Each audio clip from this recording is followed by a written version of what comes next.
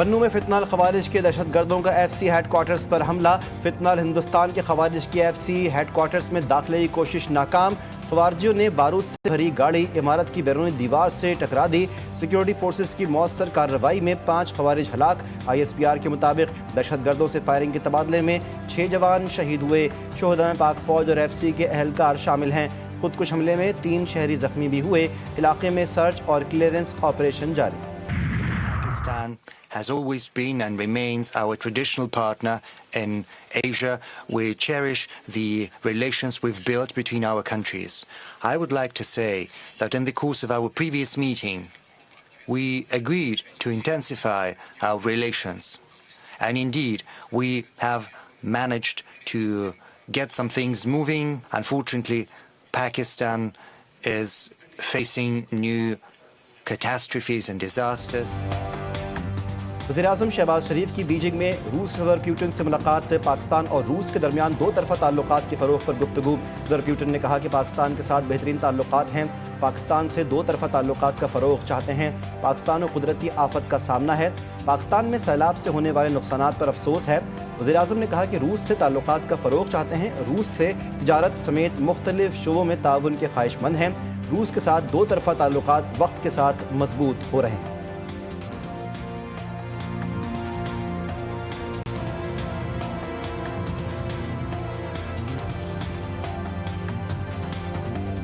We have signed protocols in terms of how to promote our cooperation in the field of agriculture, in the field of iron and steel, energy, transport, corridor from Belarus and then Russia, Kazakhstan, Uzbekistan, Afghanistan, Pakistan. I think this is a very important corridor.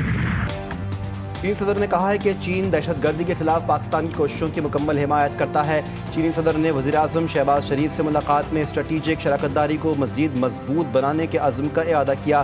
کہا کہ تمام شعبوں میں پاکستان کی مدد جاری رکھیں گے۔ سی پیک کے دوسرے مرحلے کے تحت اہم ترین اقتصادی شعبوں پر توجہ مرکوز ہوگی۔ وزیر اعظم شہباز شریف نے کہا کہ پاکستان چین کے ساتھ مل کر ترقی کا سفر جاری رکھے گا۔ سی پیک 2 سے دونوں ممالک کو فائدہ ہوگا۔ پاکستان کو چین کی کامیابیوں پر بہت فخر ہے۔ شہباز شریف نے چینی صدر کی قائدانہ صلاحیتوں کی بھی تعریف کی، دورہ پاکستان کی دعوت بھی دے دی۔ وزیر اعظم کی تاجک صدر امام علی رحمان سے بھی ملاقات۔ تجارت، سرمایہ کاری، توانائی، علاقائی سلامتی، ثقافت سمیت مختلف شعبوں میں تعاون کو فروغ دینے پر اتفاق۔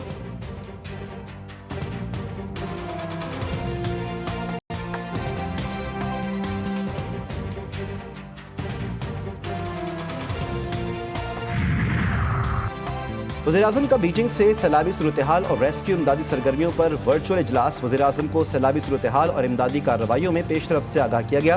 وزیراعظم کی مواصلات اور بجلی کی ترسیل نظام کی ترجیحی بنیادوں پر بحالی کی ہدایت۔ وزیراعظم نے کہا کہ وفاقی صوبائی حکومتیں اور متعلقہ ادارے مکمل تعاون سے کام جاری رکھیں۔ ادارے متاثرین کی امداد، محفوظ مقامات پر منتقلی کے لیے مربوط تعاون کریں۔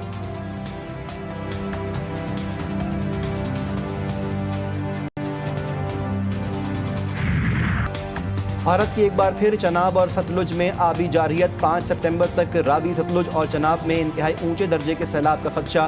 ستلج میں ہر یکے اور فیروز پور اونچے درجے کا سیلاب متوقع۔ ایک بڑا سیلابی ریلا قصور میں داخل ہونے کو تیار۔ جھنگ، کاڑا، ٹوبا ٹیک سنگھ، ساہیوال سمیت کئی شہروں میں ہائی الرٹ ہے تریمو۔ ستلج میں گنڈا سنگھ والا اور قصور کے مقام پر شدید سیلاب ملتان میں داخل۔ شگاف ڈالنے کے لیے ڈائنامائٹ نصب۔ کبیر والا میں 49 اور شاہ آباد میں متعدد گاؤں زیر آب۔ خانیوال میں ہیڈ سدھائی کے مقام پر 2 سے 4 گھنٹے اہم قرار دے دیے گئے۔ ملک بھر میں بارشوں اور سیلاب سے ہلاکتوں کی تعداد 881 تک جا پہنچی۔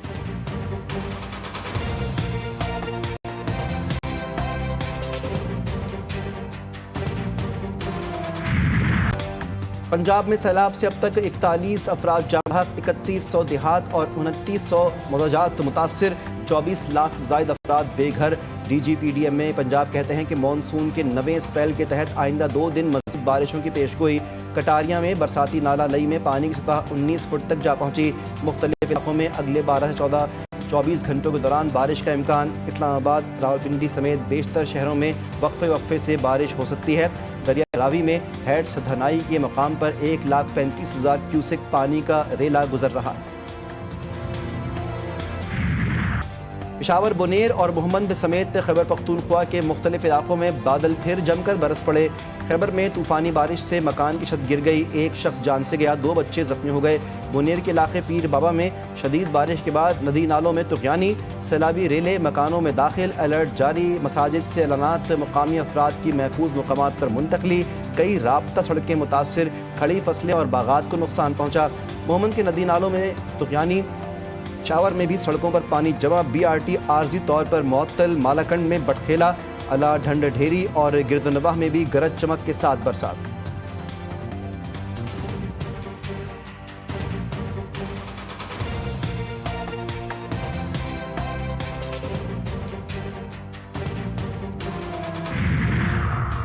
وزیراعلیٰ خیبر پختونخوا کالا باغ ڈیم کے ساتھ نئے صوبوں کے قیام کے بھی حامی، ملک میں صدارتی نظام کے حق میں بھی دلیل سامنے لے آئے۔ علی امین گنڈاپور نے صحافیوں سے غیر رسمی گفتگو میں کہا، ضرورت کے تحت ملک میں صدارتی نظام ہونا چاہیے۔ بانی PTI بھی صدارتی نظام حکومت کے حامی ہیں، وہ صدارتی انتخاب کے امیدوار ہوں گے تو ملک بھر سے جیتیں گے۔ نئے صوبوں کی حمایت کرتے ہوئے کہا کہ چھوٹے صوبے ہوں گے تو گورننس بہتر ہوگی۔ پاکستان واحد ملک ہے جو اتنی بڑی آبادی کے ساتھ 4 صوبوں پر چل رہا ہے۔ انہوں نے حکومت کے ساتھ بات چیت کی حمایت کی، بولے بانی PTI سے کہوں گا کہ اچھی جمہوریت کے لیے ایک مرتبہ حکومت کے ساتھ بات چیت کرنی چاہیے، مل کر بیٹھیں، بات چیت کے ذریعے معاملات حل کریں۔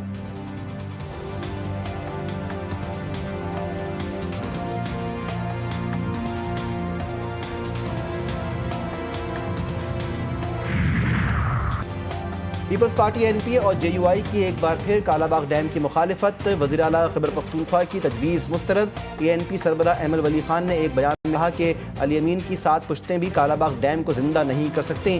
JUI ترجمان خیبر پختونخوا عبدالجلیل جان نے منصوبے کو مردہ گھوڑا قرار دیتے ہوئے سوال کیا، وزیر اعلیٰ بتائیں کہ انہوں نے 350 ڈیم کہاں بنائے۔ پیپلز پارٹی کے جنرل سیکرٹری ہمایوں فخان نے کہا کہ علی امین گنڈاپور عوام کو ٹرک کی بتی کے پیچھے لگا رہے ہیں۔ دریا سندھ میں سیلاب سے کچے کی آبادی متاثر ہوگی۔ سندھ میں بیراجوں کی کیپیسٹی 12 لاکھ کیوسک ہے۔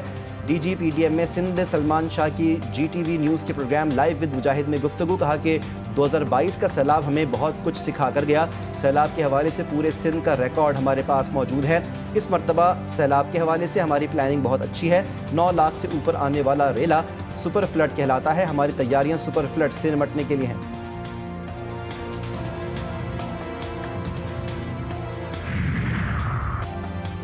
وزیر اعلیٰ پنجاب کا سیلاب میں ہونے والے نقصانات کا تخمینہ لگانے کا حکم، ڈپٹی کمشنرز کو سیلاب زدہ علاقوں میں نقصانات کا سروے کروانے اور ریلیف کیمپوں میں پینے کا صاف پانی فراہم کرنے کی ہدایت۔ کمشنرز اور ڈپٹی کمشنرز سے ویڈیو لنک خطاب کرتے ہوئے مریم نواز نے کہا، فلڈ ریلیف کیمپوں اور ہر ٹینٹ سٹی میں مچھر مار اور جراثیم کش اسپرے کیا جائے۔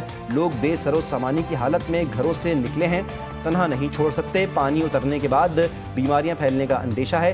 اس چیلنج کے لیے پیشگی اقدامات کرنے ہوں گے۔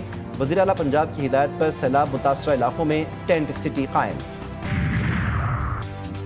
پانی PTI کی میڈیکل رپورٹ میں اہم انکشافات، میڈیکل بورڈ کی کان اور دانتوں کے حساس ہونے کی وجہ سے پہلی بار سپورٹیو مینجمنٹ کی تجویز، باقی صحت کو بورڈ نے درست قرار دے دیا۔ جنوری 2024 سے PIMS کے ماہر ڈاکٹرز بانی کا معائنہ کر رہے ہیں۔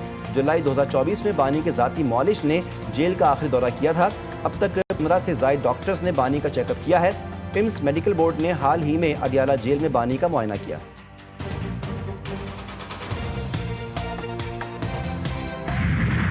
گورننس اور کرپشن معاملات پر IMF کے اعتراضات مسترد، پاکستان نے حالیہ رپورٹ میں اٹھائے گئے اعتراضات غیر حقیقی قرار دے دیے۔ حکومتی ذرائع نے کہا ہے کہ IMF نے حقیقی جائزہ لیے بغیر سسٹم کی کمزوریوں کی نشاندہی کی۔ سرکاری حکام اور ملازمین کے اثاثوں کی رجسٹریشن لازم قرار دی گئی۔ اصلاحات پر عمل درآمد یقینی بنانے کے لیے نگرانی کا عمل مستحکم کیا گیا۔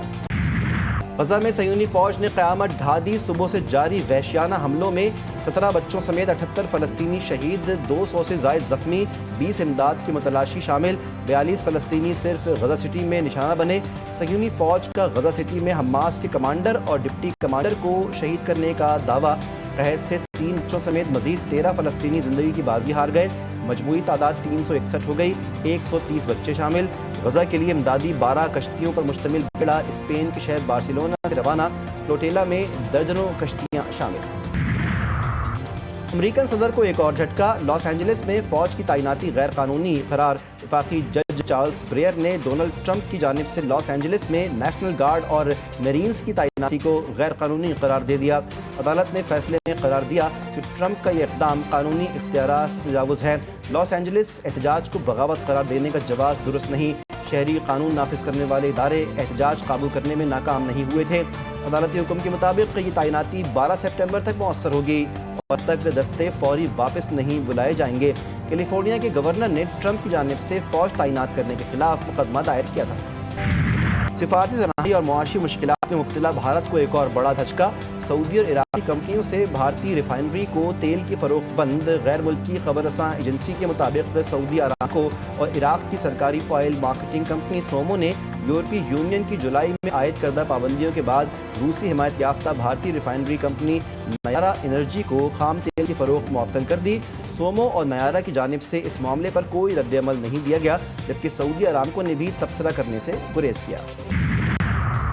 طے ملکی T20 سیریز اہم میچ میں پاکستان کو شکست، افغانستان نے 18 رن سے جیت اپنے نام کی۔ شارجہ کرکٹ اسٹیڈیم میں افغانستان نے پہلے بیٹنگ کرتے ہوئے مقررہ 20 اوورز میں 5 وکٹوں کے نقصان پر 169 رنز بنائے۔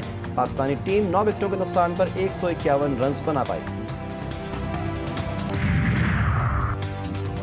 پاکستان کی 20ویں ورلڈ یوتھ اسکریبل چیمپئن شپ میں فتح، 7 سالہ تیمور وسیم نے انڈر 8 ورلڈ چیمپئن شپ جیتی۔ کوالالمپور میں چیمپئن شپ میں ٹیم ٹرافی پاکستان کے نام رہی۔ پاکستان نے 6ٹھی مرتبہ یہ اعزاز حاصل کیا۔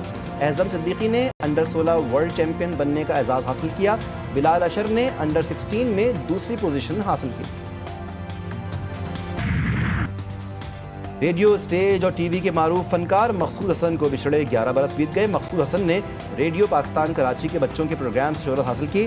چھوٹے قد کے اس بڑے فنکار نے ٹی وی کے کئی ڈراموں میں یادگار کردار نبھائے۔ اور ماہ ربیع الاول میں درود و سلام کی صدائیں بلند، جشن عید میلاد النبی صلی اللہ علیہ وآلہ وسلم کی آمد مارکیٹوں میں لائٹیں، جھنڈے، جھنڈیاں خریدنے والوں کا رش، بیجز اور دیگر اشیاء کی فروخت میں بھی اضافہ۔ گلی گلی، قریہ قریہ، محلہ محلہ برقی قمقموں کی روشنیوں جگمگا اٹھا۔